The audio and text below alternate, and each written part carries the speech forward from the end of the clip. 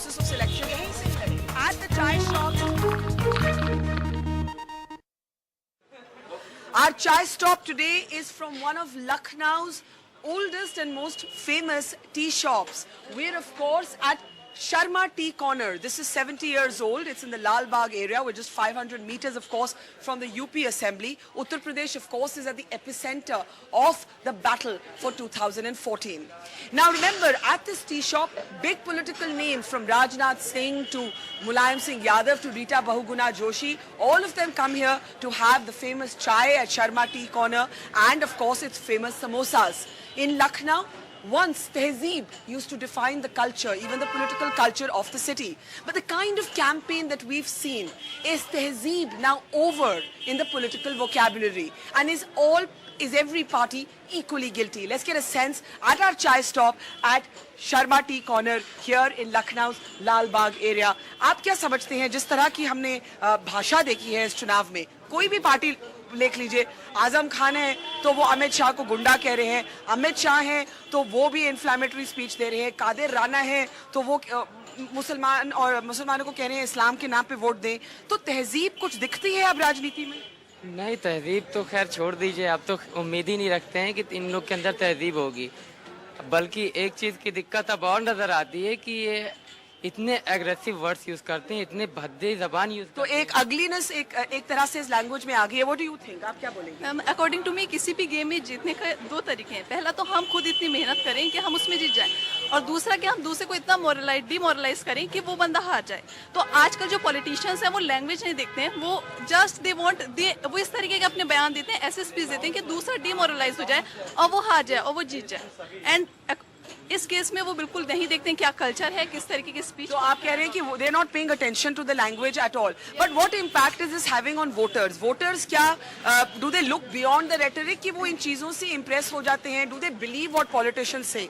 आप पॉलिटिशियंस की भाषा, लैंग्वेज को कितना सीरियसली लेंगे? एक्चुअली मैं ये बिलीव नहीं करती कि किसी के भी बोलने से हम लोग इन्फ्लुएंस हुए.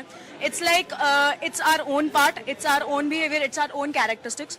हम लोग को ये सोचना चाहिए कि एटलीस्ट जो सामने वाला बोल रहा है उसको एक बार इंटरप्रेट करें, उसके बाद कोई एक्शन लें. हम लोग एक्चुअली जो वहाँ के उनके जो फॉलोअर्स होते हैं ना, हम लोग उनके रिएक्शन पे ज़्यादा डिपेंड करते हैं. वो चिल्ला रहे हैं तो मतलब ये सही बोल रहा है, हम लोग इस बेसिस पे ज़्यादा जाते हैं. और ये तहजीब के बाद मेरे हिसाब से आजकल के पॉलिटिशियंस को उनको खुद जीतना है. They are more favourable to their own win rather than कि वो जनता के लिए काम करें. इसलिए वो इतना गिर जाते हैं, सॉरी गिर नहीं जाते, लेकिन अपने वर्ड्स को ऐसे यूज करते हैं कि मतलब वो एक कम्युनलाइज कर देते हैं. फाइनली उनका एंड यही है. लेकिन आप देखें तो आज बेनी प्रसाद वर्मा, उनके खिलाफ भी FIR फाइल हुआ है. वो नरेंद्र मोदी को गुंडा बोलते हैं, और दूसरी तरफ कांग्रेस है वो वहाँ पे बात करती है कि भाई जहर की खेती हो रही है, और दूसरी तरफ बीजेपी है तो वो खूनी पंजा की बात करती है. तो इसमें क्या एक तरह से जब ऑल थिंग्स इक्वल हो गया है कि सारी पार्टीज एक ही तरह की लैंग्वेज यूज कर रहे हैं, आप इसमें क्या? मैम, ये सारी पार्टीज क्या कर रही हैं? सारी पार्टीज जो है एक मेंटल गेम खेलने की कोशिश कर रही हैं. जैसे कि हम लोग एग्जांपल लेना चाहेंगे, क्रिकेट में ऑस्ट्रेलिया जो मेंटल गेम खेलती थी, उसी तरीके से आज के हमारे जो राजनेता हैं वो एक दूसरे के साथ मेंटल गेम खेल रहे हैं. और एक दूसरी चीज मैं ये कहना चाहूंगा कि जहां तक रही बात तहजीब की और तहजीब की, तो ये चीज है मैम कि वो लोग ये नहीं समझ रहे कि हम लोगों ने, वो हमारे प्रतिनिधि हैं, ठीक है. जैसा वो लोग तहजीब करेंगे, बिहेव करेंगे अपनी जनता के साथ में, अपने साथ में जो उनके कंपटीटर खड़ा है उसके साथ में, तो वही चीज हमारी जनता भी सीखेगी. तो वो इस चीज को बिल्कुल ध्यान में नहीं रख रहे हैं. वो सिर्फ एक मेंटल गेम खेल रहे हैं ताकि कि वो उस सत्ता पर बनाए रखें, वो अपनी कुर्सी पकड़े रखें. पर एक और भी सवाल है, that where is the thin line between wit and invective? Because जो विट है वो बिल्कुल वैलिड होती है. आप सार्केज्म का इस्तेमाल कर सकते हैं, आप रेटरिक का इस्तेमाल कर सकते हैं, आप ह्यूमर का इस्तेमाल कर सकते हैं. तो वो लाइन कौन तय करता है? वो लाइन अगर आप में से इसमें से कोई बोलना चाहे, वो लाइन कौन तय करता है? यहाँ पे भी पीछे लोग हैं, यहाँ पे आते हैं, वो बैलेंस कहाँ है? मैम, बैलेंस एक्चुअली इसलिए एग्जिस्ट नहीं कर रहा है क्योंकि देखिए होता क्या है कि वी द पीपल जो रिप्रेजेंटेटिव हम लोग चुनते हैं, ठीक है. ये लोग ऐसी बातें बोलते हैं, फिर हम लोग इनको वोट देके इनको जिता लेते हैं, इनको असेंबली में भेज देते हैं, राइट. फिर ये लोग हम लोग कंट्री को रिप्रेजेंट करते हैं, PM बनते हैं, फॉरेन मिनिस्टर बनते हैं, जाते हैं वहाँ पे ऐसी हरकत करते हैं, हमारा कंट्री बदनाम होता है. हम लोगों को तो सोचना आप कह रहे हैं हम लोगों की गलती है। हम लोगों को गलती, हम लोग क्यों वोट देते हैं ऐसे लोगों को? हम लोग और अच्छे मेरा लोग- सवाल ये है कि कुछ अगर राजनीति में कुछ गर्मा गर्मी ना हो तो मजा क्या है? कुछ गर्मा गर्मी तो होनी चाहिए ना। सार्काज्म का यूज करें, अच्छी तरीके से बात करें। बदतमीजी, किसी को आप इम्पोर्टेंट बोल रहे हैं, किसी को आप पाकिस्तानी एजेंट बोल रहे हैं, कोई किसी को इतनी गलत बातें बोल रहे हैं, दिस इज नॉट। ये आपने मुझे याद दिलाया कि सलमान खुर्शीद ने इस्तेमाल किया नपुंसक लव नरेंद्र मोदी के लिए, और उसके बाद मणिशंकर अय्यर ने चाय वाला का एक स्वाइप लिया, और सारी पार्टीज की तरह इस तरह की बयानबाजी। मैम ह्यूमिलिएट आप नहीं कर सकते। आप ठीक है, उनको गलत करिए, आप अच्छे कामों से आप उनको गलत करिए ना। आप ह्यूमिलिएट क्यों कर रहे हैं? मिस्टर मोदी क्या नाम, किसी को पाकिस्तानी एजेंट बोल देते हैं, तो कोई आगे क्या नाम है बहुत सारा इंपोर्टेंट बोल देता है। खुर्शीद ने मोदी के बारे में यस, वो फॉरेन मिनिस्टर है, बाहर जाके वो कैसे हम लोग को रिप्रेजेंट करेंगे? बाहर कंट्रीज में हम लोग की बेइज्जती नहीं होगी कि इंडिया जैसा? तो हम लोग को इनको सिलेक्ट करना है, हम लोग ऐसे लोग को सिलेक्ट करें जो कि यहाँ हम्बल लोग हैं, जो सिविलाइज्ड पीपल है, राइट? मिस्टर अरविंद केजरीवाल सबको चोर चोर बुलाते हैं। आप तमीज से बात करिए, अच्छे से करिए। जी।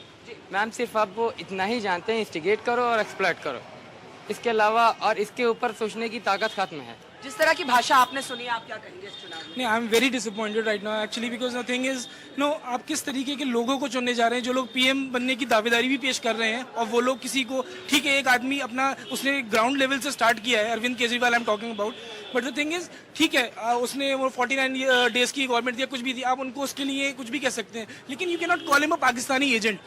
इसका But can Salman Khurshid call Narendra Modi Napumsak? that is also not fair. Both are wrong. Both are I'm not talking about single party. The thing is what language we are using, because right now the whole world is watching us. Whole world is तो watching बहुत जरूरी है that we mind our language. यहाँ पे चाचा है, यहाँ पे पान सिगरेट बीड़ी की दुकान है। आप क्या कहेंगे? चुनाव में कोई ध्यान दे रहे हैं आप? पब्लिक क्या इंटरेस्ट लेगी? पब्लिक परेशान खुद ही है। लेकिन जिस तरह की भाषा आप सुनते हैं, नेताओं को इस्तेमाल करते हो, उसके बारे में क्या कहेंगे? तमीज वाली कुछ तहजीब बची क्या? तहजीब तो खत्म हो गई है।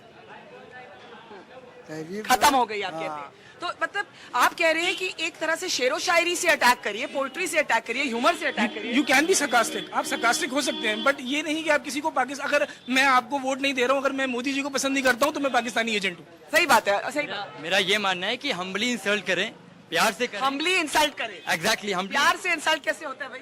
प्यार से इंसल्ट, आप कपिल शर्मा तो देखती होंगी, आप उस तरीके से इंसल्ट करें ताकि आपकी मीनिंग भी आ जाए और किसी को इतना बुरा भी ना लगे। इनफैक्ट डायरेक्ट वर्ड से अच्छा तो ये Actually, I mean, everybody has the right to speak in our constitution. So, अगर आप abusive language use कर रहे हैं या ऐसी कोई भी words use कर रहे हैं, तो obviously in other way आप किसी ना किसी point of time पे आप एक crowd को अपनी तरफ influence कर रहे हैं. But that is not the way to do it. To do it.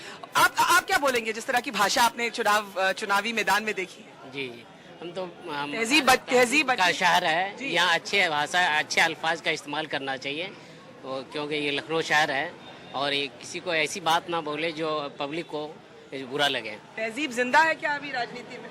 तहजीब जिंदा है मैडम, तहजीब आप जिंदा कहते है। हैं आप कहते हैं अभी जिंदा भी जिंदा है। एक दिन में मैम राजनीतिक जो है यहाँ पे लड़ाई कर लेते हैं और अगले ही दिन अपने फायदे के लिए दोस्ती हो जाती है, तो इस तरह से राजनीति तो मतलब वो वर्ड्स जो गाली गलौज देते हैं वो भी सब भूल जाते हैं। दिखावा है एक तरह से। दिखावा है।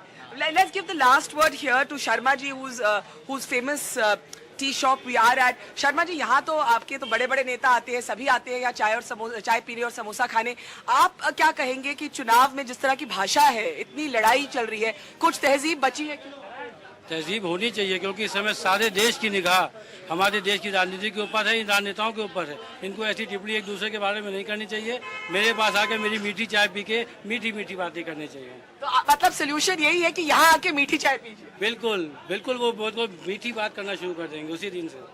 So Sharma ji says, come here and have his meaty chai. Maybe the sweetness will return to politics instead of the vitriol and the poison we have seen so far.